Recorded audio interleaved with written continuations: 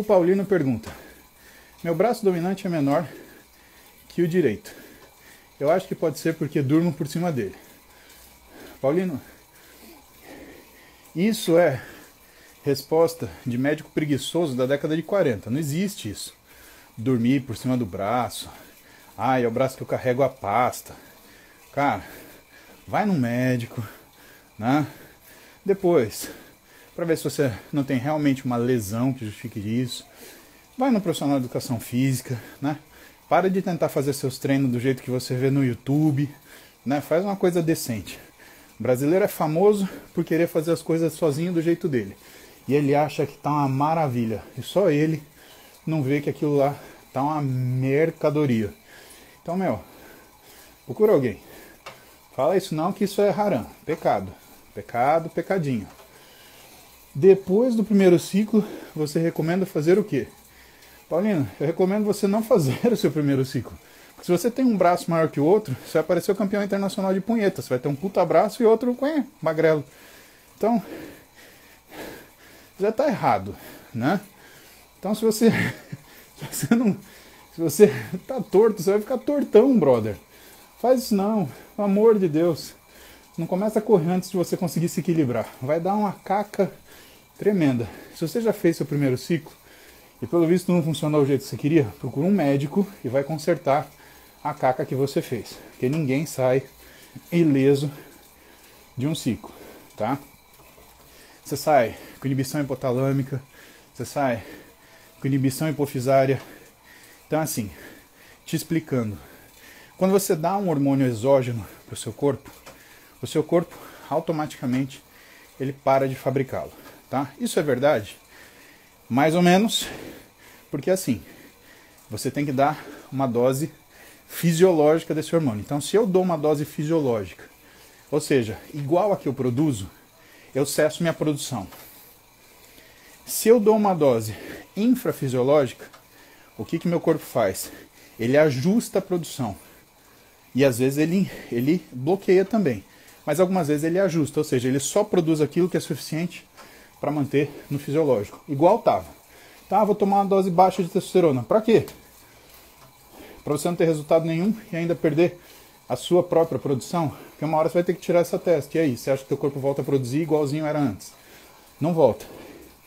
Ou então, quando você dá uma dose muito baixinha, mas muito baixinha, você estimula a produção daquele hormônio. É uma das coisas que se faz quando a gente faz, por exemplo, TPC. Né? Então, quando a gente faz TPC, quando o paciente está muito depletado, a gente dá uma dose muito baixinha de testosterona. Por quê? Porque isso não tem relação somente com a produção hormonal dele. Tem relação com a expressão de receptor para o hormônio. Então você dá um pouquinho de testosterona, esse receptor melhora, volta a ser produzido, e aí a gente trabalha com a produção fisiológica de testosterona. Agora, se fosse só isso, beleza, essa é complicado, mas não é igual lançar foguete para a lua. O problema é que quando você dá um hormônio, você mexe com todos os hormônios. Que hormônios? Você mexe, por exemplo, com a tireoide. Por quê?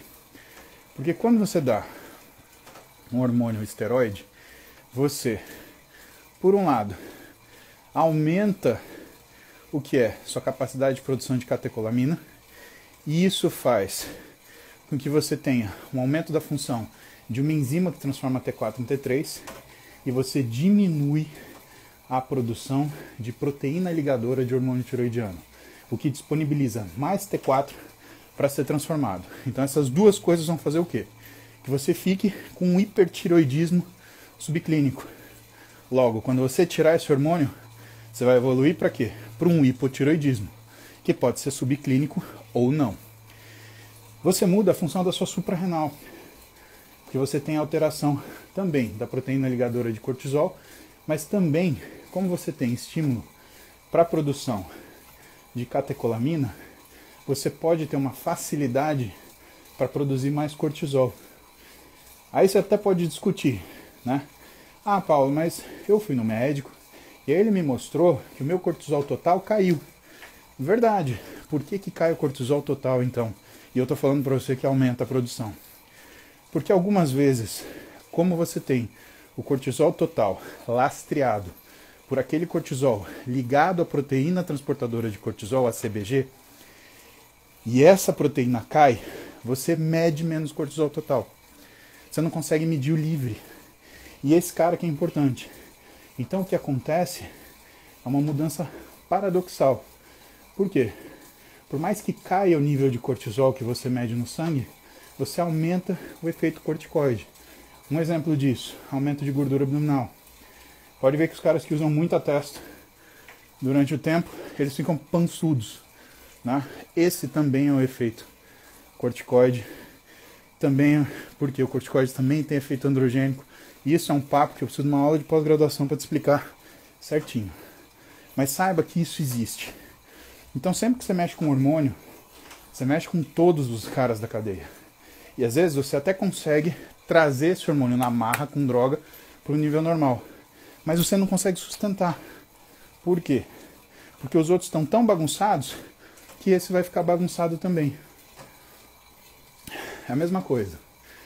Pensa num pelotão de infantaria. Aí os caras começam a trocar ideia.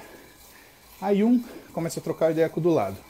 Se você chamar a atenção desses dois, o pelotão fica em silêncio. Se você esperar o pelotão para ficar falando todo ao mesmo tempo, você vai ter que dar um berro, um tiro pro alto, tocar uma corneta, porque ninguém vai te ouvir.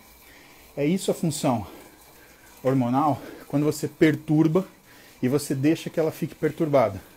Depois, para você controlar, você não está controlando uma coisa ou duas, você está controlando todas. E não dá pra gente fazer esse controle, por quê? Porque, cara, a produção hormonal é pulsátil. E quando você dá uma medicação, você dá no máximo, 3 vezes ao dia. E nenhuma medicação tem comportamento pulsátil. Conforme você toma, sobe esse nível dessa medicação. Quando ele cai, acabou, já foi o efeito. Então ele fica com aquele efeito sustentado enquanto ele está vigente. Qual o problema disso?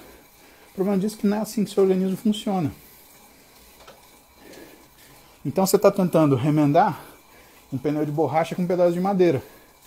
Pode ser que você consiga manter ele cheio enquanto ele está parado, mas tenta andar um pouquinho. Vai ver que não funciona. O que a gente consegue fazer é remendar pneu de borracha com borracha. Mas aí você tem que arrancar o pneu, você tem que botar a borrachinha ali, a colinha especial, fazer o remendo, esquentar, e assoprar, e esfriar, e cortar. Não é um trampo fácil. E é isso que eu quero chamar a tua atenção. Se for para fazer de orelhada, não faz, meu. Não tem nada na vida que você faça de orelhada que dá 100% certo. A coisa quando você faz certinho, já não dá 100% certo. Então não conte com a sorte. A chance de você quebrar a cara, você está contando com a sorte, é gigantesca. Beleza, Paulino?